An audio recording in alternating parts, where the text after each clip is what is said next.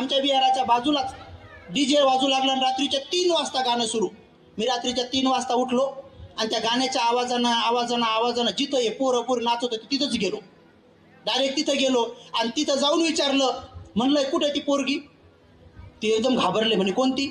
नाही म्हटलं मी किती वेळचं ऐकू लागलो, 6ची बी गाडी गेली, 9ची बी गाडी गेली, आता 12ची निघाली, मला जाऊ द्या ना घरी.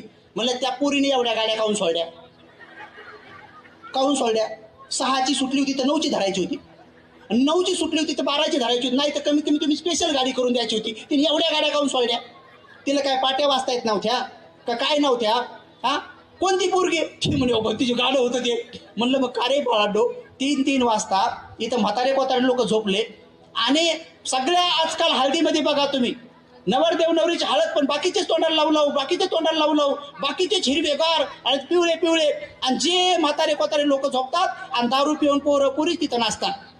माझा असा दावा आहे की काही संस्कारित लग्न सोडले आणि काही हळदी सोडल्या तर बहुतेक त्या हळदीमध्ये कुठलचे पोरं पुरी येतात आणि नाचतात एका तरी पोरापुरीचं जुगाड जुटते तिथं, एका तरी जुटते. हे माझा दावा आहे.